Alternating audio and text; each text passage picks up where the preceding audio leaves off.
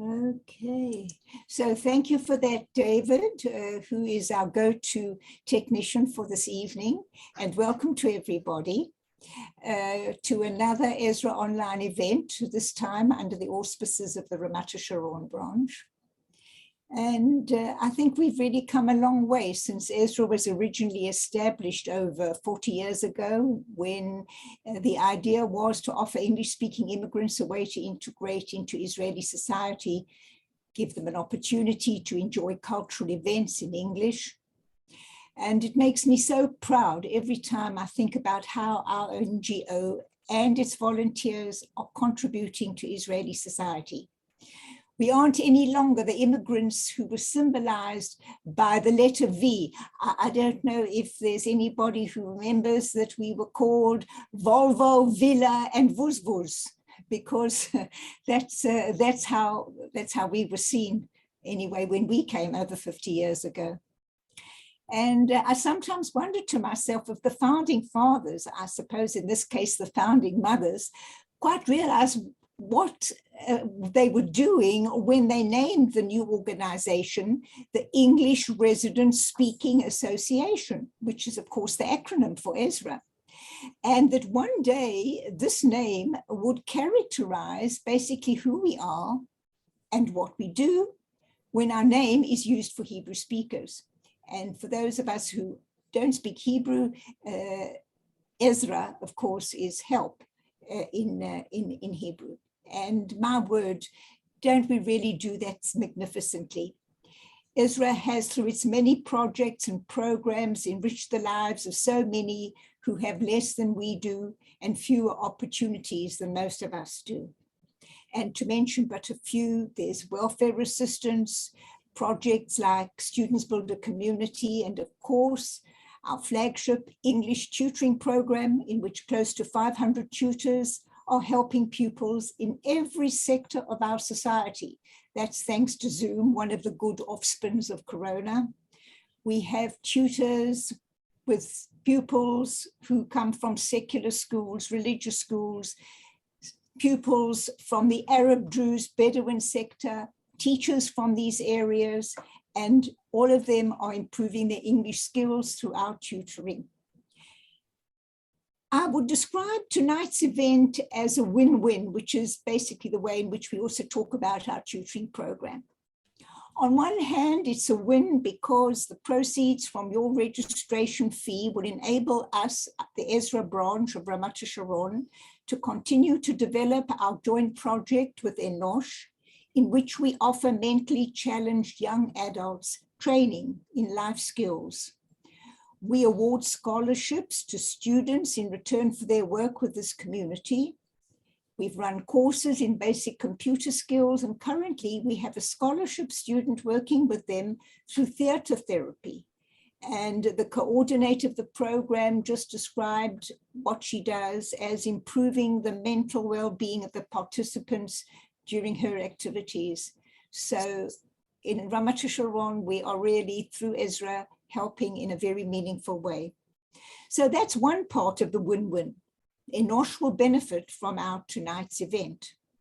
The other part is that you, the audience, the participants, will be hearing from an extraordinary speaker about his work. Shimon Samuels, who is the Director for International Relations of the Simon Wiesenthal Center, which is based in Paris. He's internationally recognized for his ongoing work in countering anti-Semitism worldwide. He's a most prolific writer on the subject and is the recipient of many awards for his work.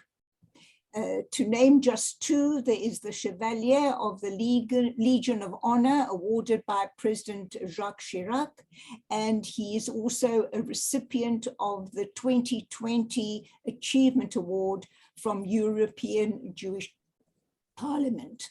So I believe we're in for a very interesting evening. There is the option for you to register your questions in the chat. And when Shimon has finished his talk, he will be happy to answer any questions. Obviously, There won't be an interruption during his presentation, but your chat will be monitored and we will ask the questions for Shimon to be able to answer them. So Shimon, over to you. Thank you very much for agreeing to speak to us this evening. Thank you, Lola. I have the greatest respect for ESRA for some years now. I'd like to, this is called Anecdotes, and so I'll start off with an anecdote which is dear to me, and that is how the relationship was with Simon Wiesenthal. Sheila, if you could put up the first slide. I was invited to Los Angeles to discuss opening an office in Paris of the Simon Wiesenthal Center. On the way back to Israel, I stopped over in Vienna to get the blessing of Simon Wiesenthal. Can we get that picture? Hello? Okay, so I stopped over in Vienna, and I went to the office of Simon Wiesenthal, and I said to him, look, I'm about to open the Wiesenthal Europe office in Paris. His response was 999. This is the office. That's good. That's the photo. This is the European office, he said. So I said to him, look, in every contract, there's a margin of difference between partners, even if it's only 5% or 3%. And I promise you that I will always keep you consulted, and you'll never have to say why I was the last to know. So he said, okay, I give you 6 months. I said to him, look, I understand that you are a philatelist. I also collect stamps and have even stamps of anti-Semitism. He opened a drawer and he said, what do you know about Katyn? I said, is that where the Polish officers and intellectuals were massacred? And so he said, so who did it? I said, the Germans. He said, really? Look at these postcards here. Each victim had to write to their families to say that all was well. Look at the franking slip. I said, there is a Hitler stamp, and the franking is USSR. So he said, so who did it? So I said, the Russians? Yes, and that will be your first scoop. Well, I thought that there was something fishy about this, and I said, Mr. Wiesenthal, I'm sorry, but this scoop is only for the level of a Wiesenthal. And he looked at me and he laughed and he said, I give you 12 months. So for almost 20 years, we worked with, every Friday we had a call. He was never the last to know. So coming now to the next slide, please. Last week we had the 80th year since the Wannsee Conference. I'm sure many of you have heard of it during the past week or so. 20th of January 1942 is 15 bureaucrats, 8 of them with PhDs, convened in Wannsee, Berlin, and to coordinate the extermination of 11 million Jews. What Hannah Arendt called the banality of evil. This was to be the final solution of the Jewish question. 6 million was murdered, 11 million still to have the intent. The Wannsee Protocol listed Jewish demography in some 30 European countries. England appears, for example, as 330,000 Jews to kill. Ireland as 4,000. I was born in the UK just after the war, and I grew up with a respect for water. The 30 miles of channel that saved us from the Holocaust on the other side of the channel. And today, that power has gone. Whether it's the Atlantic or the Pacific, it's no longer tripwires, as we can see from the surge of worldwide anti-Semitism of today.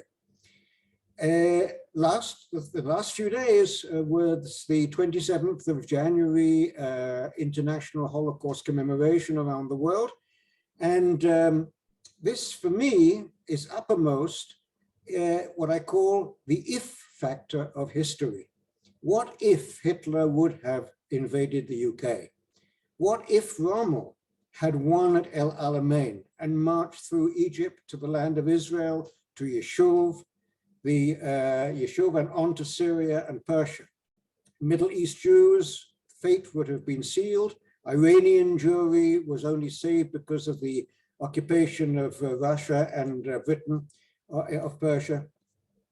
The 27 January memorial stands for the liberation of Auschwitz, but the Jew hatred did not end even when the films of the open mass graves and the gas chamber incinerations, like a phantom pain syndrome, where the limb has been amputated, the body still seeks to scratch it.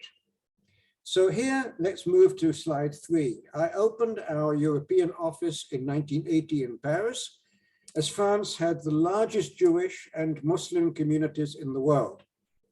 I'm sorry, in Europe. My objective was from the Passover Haggadah. The Lord took us out of Egypt with a clenched fist and an outstretched hand, the fist for hate and the hand for our friends. On Sukkot Eve, I visited an Israeli journalist living on the corner of the Kopernik synagogue.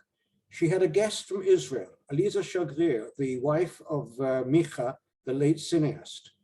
She asked her hostess if she needed something for dinner. And Tamar said, maybe a few dates or figs, go down with Shimon to the fruit shop opposite the synagogue.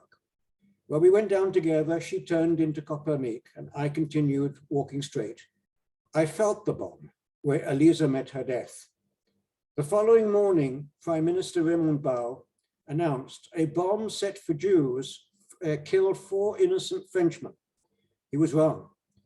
A Portuguese delivery boy, a Chinese waiter, Aliza, and 1 innocent Frenchman. Kopernik launched 73 shootings and bombings over the next 2 years across Western Europe, 29 of them in France. And for the next 2 years, it was hell. Day after day, there were attacks. In August 1982, it stopped, and the question is why. Israel entered South Lebanon to end a wave of terror. Europeans training in the PFLP camps fled home. They needed money. They forgot the Jews. They attacked banks and embassies. Governments cracked down. As Simon Wiesenthal would say, what starts with the Jews never ends with them. But fast forward 30 years, and you can see it on the screen here. I was in Ottawa for a conference, and Hassan Diab, a sociology professor at Carleton University, 6 blocks away from my conference, was a suspect for the Kopernik bombing and facing extradition for trial in France. After 2 years waiting, he came to France, and then there was 2 years of him waiting again. And then he used a window of opportunity to escape back to Canada, while an appeal against him was still pending. A few days later, he was back in Ottawa with his family, a hero for the Palestinian cause and a failure for closure of the families of the victims. The first wave of terror was imported from the Middle East. The second was 20 years later, at the time of the Intifada of 2000, when this was transplanted to Europe and enacted by native-born radicalized Muslim youth, playing a game of Palestinians and Israelis. Their local target was not Israelis, rather Jewish neighbors, living side by side in the communist slum rings around major cities. The third wave was lone wolf jihadis. So here we come into the present, but a decade after Kopernik came, next slide please, came in 1992 to the bombing of the Israeli embassy and to the bombing again of the Amia Jewish club which left 85 dead and over 300 wounded in Buenos Aires. Interpol had issued 6 red notices or international arrest warrants for the Iranians who were implicated in this horror. You can see there, we had taken this to the British Parliament under the Henry Jackson Society. And there we made it clear by bringing in also an expert in extradition that if one of those 6 Iranians were to put his foot on British soil, not necessarily just the United Kingdom, but also in British protectorates, if they were to do that, they would be detained and sent for trial to Argentina. Also, we had the blessing of the ambassador of Argentina in London. Next slide, please. The next slide, I call him the 86th victim of the bombing of the AMIA. He was a close friend, Alberto Nisman. This shows him and I in his office, where you can see that there is a sort of an octopus of the various terrorists active in Latin America. And he came to London, and we had dinner together with my wife and a couple of friends. And there, this was 3 weeks before he was due to present in the Parliament his report, which showed his Hezbollah sleepers in 9 countries of Latin America and the Caribbean. And on the same day that he was due to present this, he was assassinated. The president, who had made what was called the memorandum with Tehran. She said that this was in fact suicide. We saw in London that he was jubilated, and that there was certainly no means that this was a suicide. And the issue is still continuing today. An anecdote. How does one who is in academia, as I was, move on to 45 years to act against anti-Semitism? Basically, I was driving through London after visiting my daughter, and for those who know it, there is a suburb called Streatham where I had 23 relatives in the Jewish cemetery. It was a Sunday late afternoon. At the cemetery, I saw the gate was open. I visited my mother, Zichronah Livracha, up against and facing the Christian cemetery, which was perfectly maintained. I then went to my grandparents. The tomb and those around it were all smashed.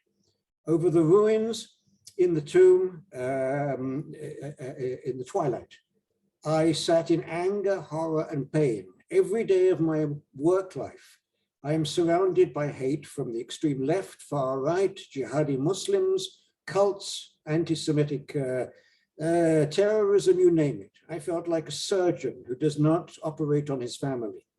I now wanted to know why I left a country that I loved, and that was the United Kingdom. What it means to be not British, but much more difficult, English. I got into the car, I drove to an English club, the Royal Overseas League in Piccadilly. I went in and I was greeted by a mustachioed colonel. I asked for a room for the night. He asked, are you a member? I said, no, but I have some friends. I gave him some of the names. And he said, are you from the Empire? I said, yes. He said, where? I said, Palestine. Oh, jolly good. He had a room. I had a room. It's the size of a cupboard. I sat all night. I wrote what I call literary vomit. In the morning, I called the Chevra Kadisha and I asked them what happened. And they said, oh yes, last week there was a tremendous storm. I said, a storm? There was never a storm in the 55 years that my grandparents were there. And the opposite of the Passover, where the Gentile cemetery is standing erect and untouched. And so the person from the Chevra Kadisha said, well, I mean, you know, what do you want? And I said, what I want is a locked door. I want to see glass shards on the above. I want to CCTV.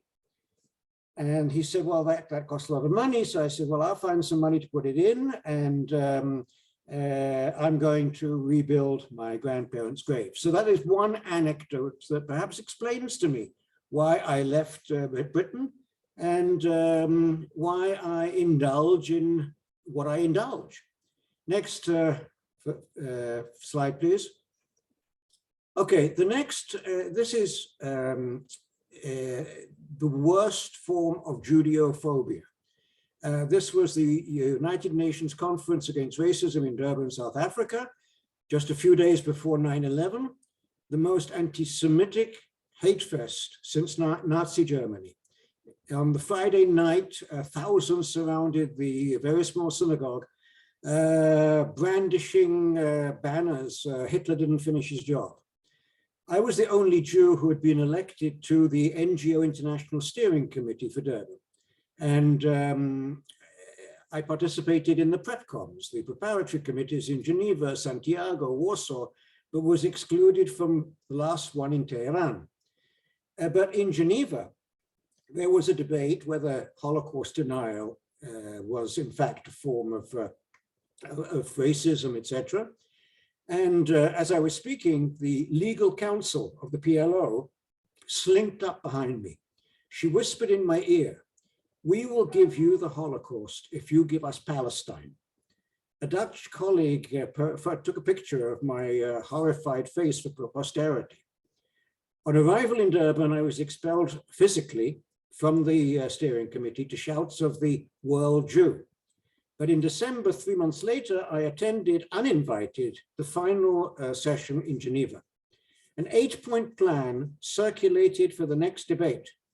The next slide, please. It was to become the roadmap to demonize and delegitimize Israel and its supporters for the following decades. And here it is. It's very much up to date. An educational inculcation campaign through UN agencies on apartheid Israel. A legal campaign in the International Criminal Court and countries of universal jurisprudence to arrest Israelis for crimes against humanity. That has begun. Cancellation of the law of return for Jews to Israel. Its replacement by the right of return for all Palestinians of 1948 and 1967. Number 5, reactivation of the dormant economic boycott. 6, cultural, scientific, sports, academic embargoes, now known as BDS, boycott, divestment, sanctions. Number 7, rupture of diplomatic relations, rendering Israel a pariah state. Number 8, penalties for states and NGOs refusing to comply. As of now, those last 2 are still to be met. Next, please. Yes, the next slide. Yeah. So Durban was taken over and promulgated by the Anti-Globalization World Social Forum in Porto Alegre, Brazil. Each year, I stood in a stadium with crazy banners. The first year, no Jews, Nazis, Yankees, no chosen peoples. Crazy. But this was with 76,000 young militants from all over the world screaming, "Viva la Intifada Global," long live the world Intifada. But we had to be there because BDS was first planned there. Each year we would learn the forthcoming campaigns and calendars to harm Israel and by association world Jewry and their Christian friends. There we had an early warning of the Gaza flotillas. There was the Kairos document, an accession of religious leaders who claimed chosen people and promised land were colonialist apartheid. Their churches came up with, all of us are chosen, the land is chosen, promised to all. The far left Islamist marriage brought out huge anti-Israel rallies. In Paris, I walk in the opposite direction. By the time I may be recognized, they have moved on. But I did recognize a concierge and a bank teller. They have every right to march until Hamas supporters peel away to smash Jewish shops and institutions. It's a little reminiscent of Kristallnacht. Okay, going back to slide 8, please. Charlie Hebdo. In January 2015, the murderous assaults on Charlie Hebdo and the kosher supermarket resulted in 17 dead. Here hung a question. If there had been only the Jewish target, would millions have marched and over 50 world leaders arrived in Paris? Or would it have remained one more footnote in the litany of anti-Semitic attacks? But they marched, and we joined them under a Wiesenthal Center balloon. You can see the balloon there. We are all Charlie, we are all police, we are all Jews. And by the way, Charlie Hebdo published cartoons not only on Muhammad, but also anti-Semitic cartoons on a regular basis. The difference was that the Jews, however, counterattacked through the courts of law, not with Kalashnikovs. Next slide, please. Book fairs. We monitor each year 7 Arab book fairs and the fairs in Frankfurt. Each year we give a most offensive award. Last year to Iran for children's books extolling Shahada or suicide terror. The Abraham accounts did its job, but last week was the end of the Qatar Doha book fair, where was displayed many copies of Mein Kampf. One important find, yes, you can see here that on I-24, an interest in this. Next slide, please. The Burak Wall. The Burak Wall is fascinating. This we found on a Lebanese stand in Frankfurt.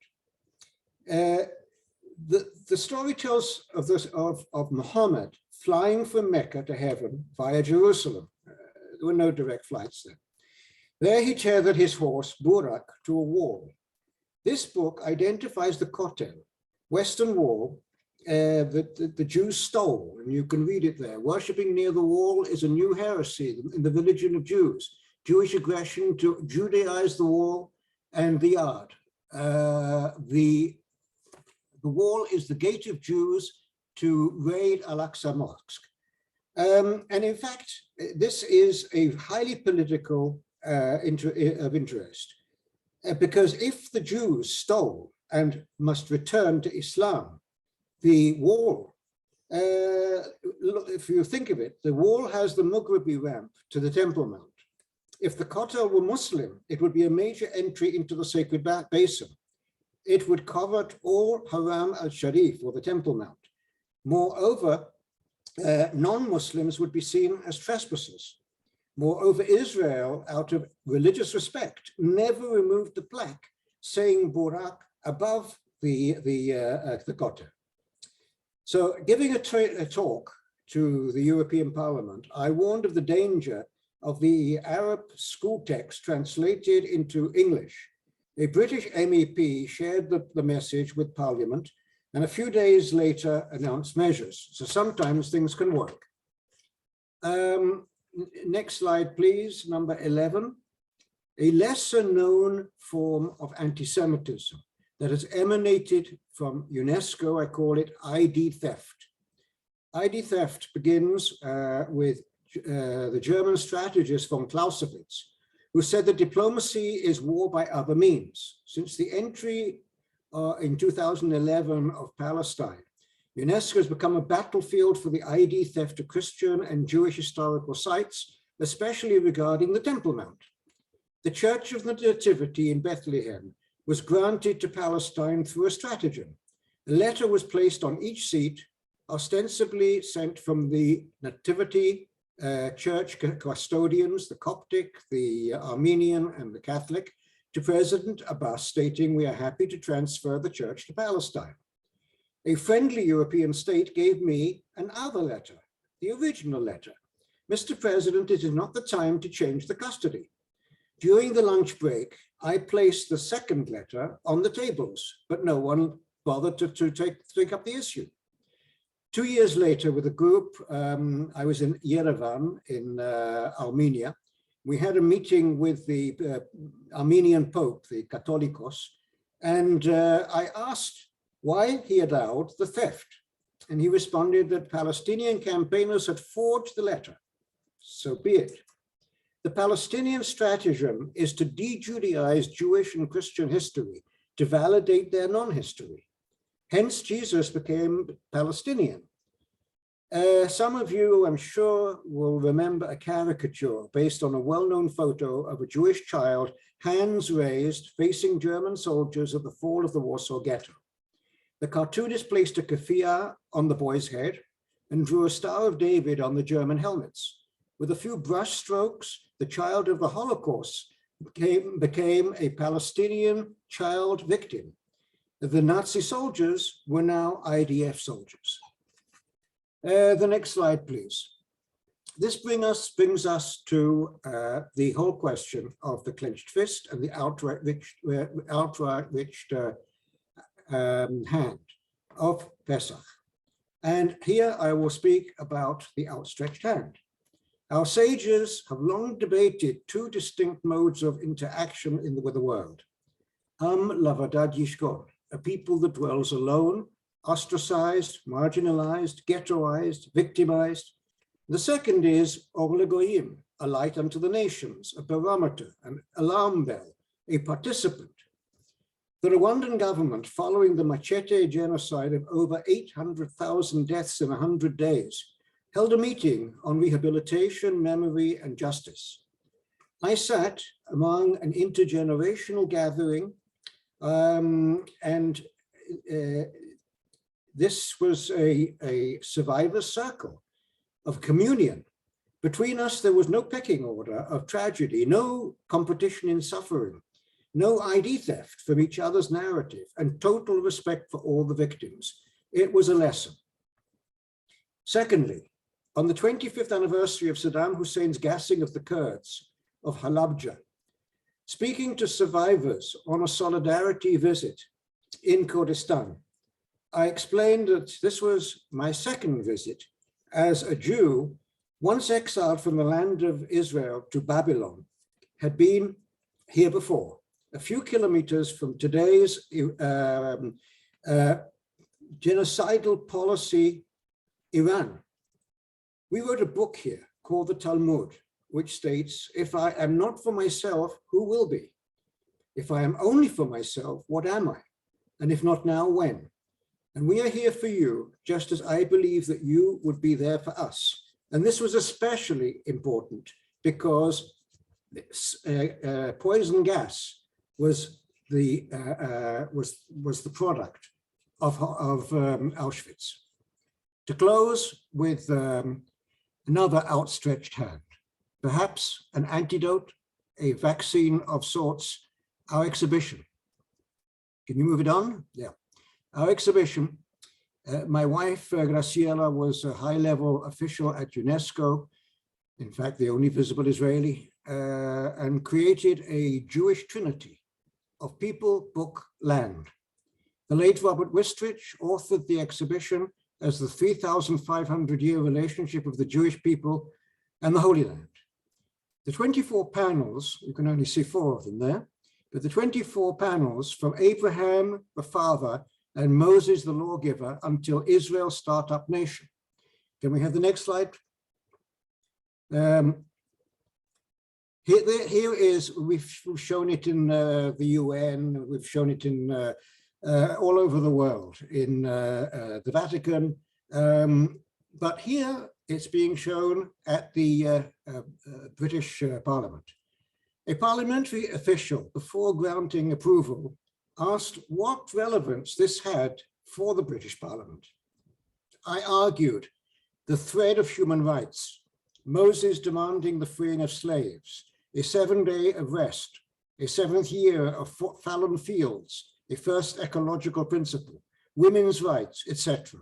All are forebears to Magna Carta. The official responded, accepted. And the last slide, please.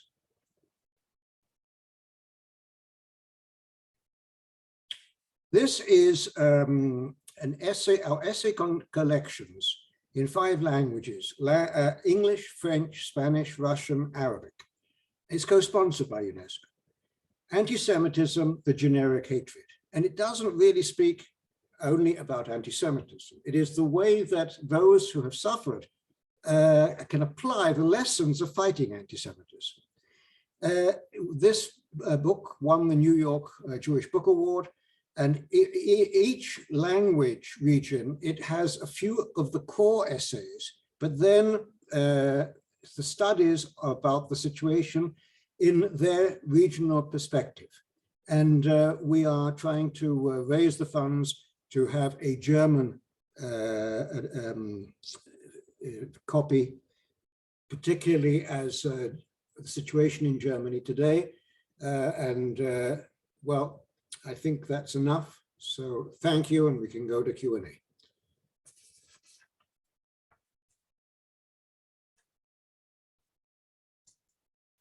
Okay, are we going to just stop the screen? Thank you for that very interesting account, Shimon. And now I don't know, David, do we have any questions that have come up for Shimon that people are asking that perhaps they would like him to elaborate on? I don't see. No, there's nothing in the chat. There's nothing in the chat. Okay, so maybe Shimon, you would like to perhaps just share some of the small things that maybe are small, but they are things that you do. I read on one of your messages that you had sent a letter to the mayor of Paris, I think, because he'd closed down a mosque because of some sort of anti-Semitic incitement. How do you do this on a daily basis? Perhaps you could just expand a little bit on that kind of work. Maybe it's the daily basis, but it's only a small part of what's going on.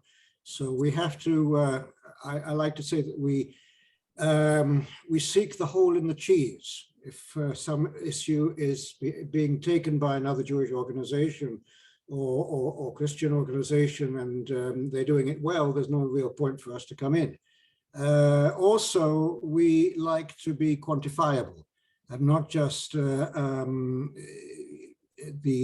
quality of the work, but also what we are able to get in results. So, for example, these last 2 years of the pandemic have been a really a sort of carnival of anti-Semitism. Everyone has come out of the mouse holes. And whether it is because the anti-vaxxers want to blame the Jews for developing, for bringing the epidemic, and then for producing what's going to help us, the vaccines, making money on it. This has, I think, most of the Jewish organizations are involved in this affair. But we are also, as I said, we have very sort of vast issues. For example, we work with an organization called ECAL. This is the European Coalition of Citizens Against Racism. That's particularly on issues of football and now growingly in other sports. The monkey grunts on the fans wherever they are in football, particularly horrid. We are an organization that I think, would look at anti-Semitism like a drop of mercury on your hand. If it's cool and cold, it's flat. But as things heat up, it begins to grow and grow in your hand. When it's soft, and then, we spend most of our time on other problems of people in need. where there are, as I tried to make clear, genocidal programs. But when it's just focused on the Jews, then we have to come back and try to combat it. We monitor and we also try to use the political and legal utensils that are for us. So I think that I saw somebody, I think they've come in to chat. If they want to ask a question, with pleasure. Yes, that was a question to ask about what are some of your successes. I think the thought behind that question is, you know, what you mentioned that there are other organizations, of course, many organizations in many parts trying to fight this resurgent anti-Semitism, which, as you mentioned, has certainly grown during the pandemic. But the question here is, what successes can you talk about, which I think means, what have you achieved that wouldn't have been achieved without you? If I think if that's perhaps the question behind the question. If I'm wrong, please repeat the question in another way. But I think that's basically what's being asked of you. I see that the question was also touching the Sarah Halimi issue. For those who are not aware, this is a woman who was knifed in the most horrible fashion by her young neighbor while he was screaming Allahu Akbar, and then he threw her out of a third-story balcony to her death. And while all this was happening, the neighbors had called the police, and the police were hearing the screams, but they did nothing. They were waiting for orders.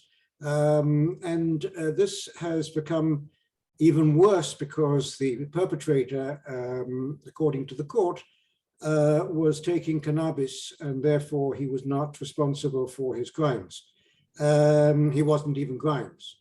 And I think we have to look at it, the broad issue here, that the tribunals and the judges in France, many of them were raised and educated by judges of the period of the 1960s, which was in a very extreme left behavior in French law.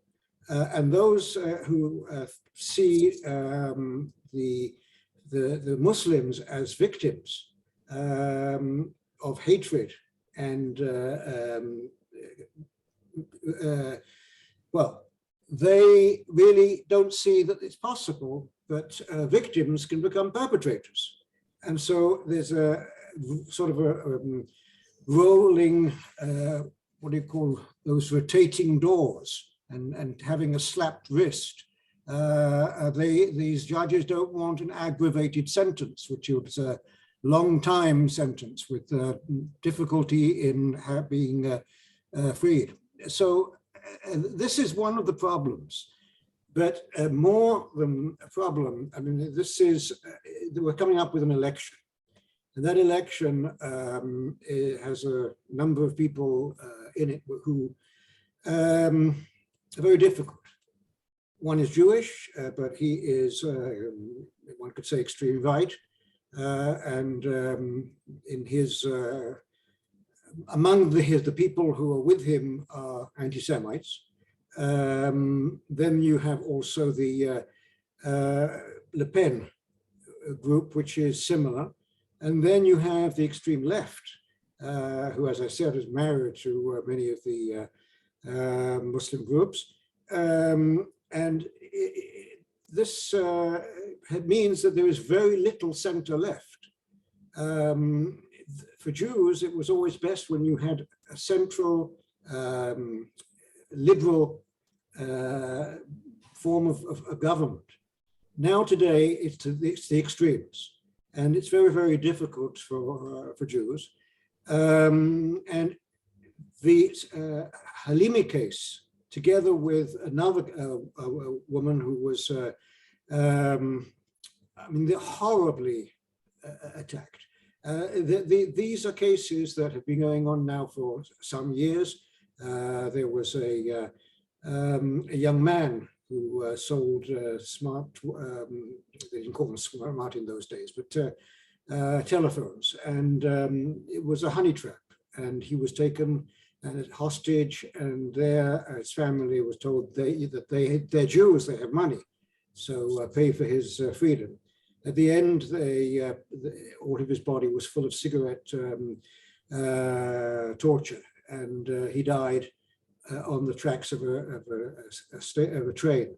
This has affected, obviously, the French jury. We're hoping that there is a way to reopen, although it's very, very difficult, the trial of Sarah Halimi. I don't know if that's a full answer to the question. Okay, thank you. And to go back to the question about your successors, did you cover that in something? I'm sorry, what was the last one? The question about some of the successors that you have registered that you can count. I'm sure there are many, but some that come to mind. Yeah, we try to keep it at a 36% win rate. So, for example, I mean, it can be banal. As for example, Volkswagen, the Germans closed down their Mexican branch because of the Mexican branch had become a bed of Nazis with horrible posters. Perhaps one of the most one that I felt very greatly for, and this was a 7-year-old chess, you could say master, she was a girl. And there was the tournament in Tunisia, and they refused to allow her a visa because she was Israeli.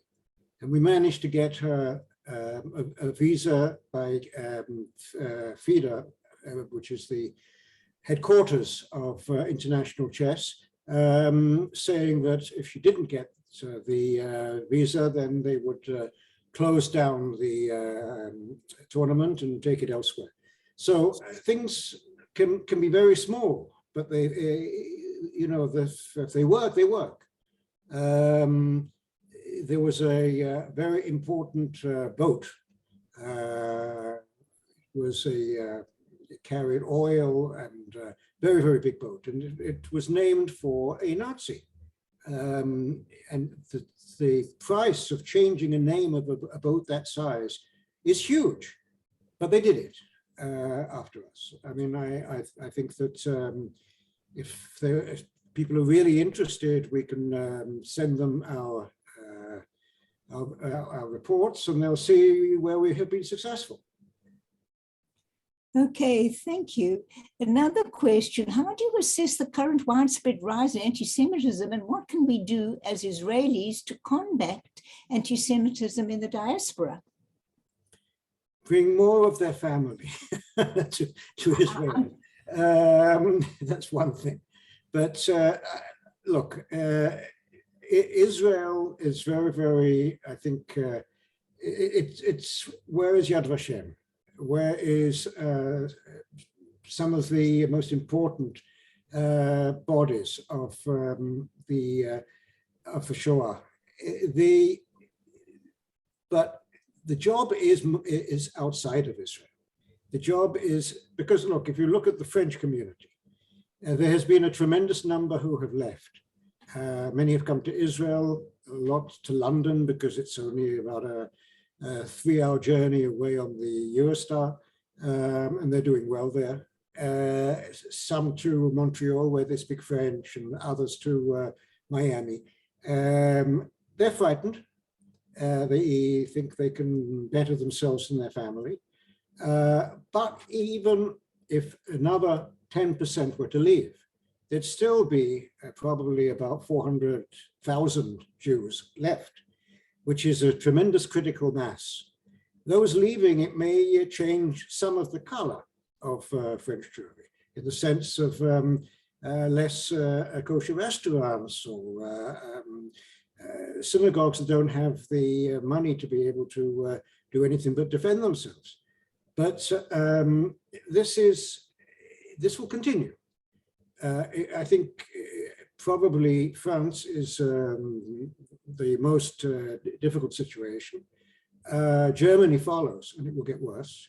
In the UK, I think that terrorism has now gone beyond the Jews. And for the terrorist at the moment, I think that he knows that there are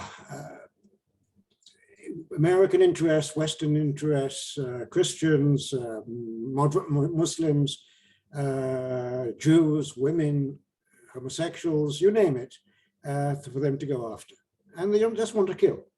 So I think the terrorism definitely will continue, get worse. What we want is for issues of terrorism to give some form of closure to the bereft. So I would like perhaps to maybe make a couple of anecdotes as just to close. This one was an interesting one. My wife had said we haven't had a holiday in 8 years. So I said, okay, let's go somewhere interesting. How about Antarctica? We went onto the boat in Ushuaia. And the first night dinner, we heard and saw this man speaking German, quite elderly, one arm, and he was screaming at the waiter. And I said to the waiter, can you give me this man's name? And he said, oh, sir, you don't want to talk to him. He's a racist. And I said, well, that's why I want to talk to him. I sent his name by ship's radio to Wiesenthal, and the next day I got about 3 pages. And I went to the man. I said to him, I'm a journalist. I'm writing about this boat. Can I interview you? Yes. I said, where did you lose your arm? He said, in Normandy. I said, I see. And what then? Well, I was a prisoner of the British, and I was exchanged for 2 British agents in Switzerland.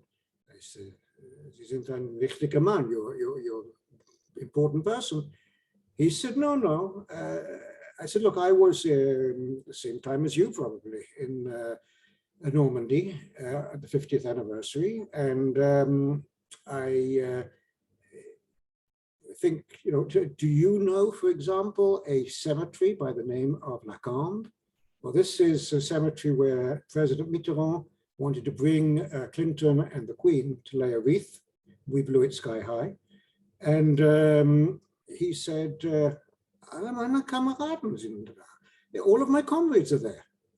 And I couldn't help it. I said, you were related to the Oradosio Glan massacre, where 452 women and children were burned alive in a church, and the men were shot in the knee and set alight with paraffin. This was an answer to the resistance. And he said, oh, he ran away. I made a little call over the ship's radio. It was Hanukkah. I said, anybody interested to light festive lamps, come to our cabin.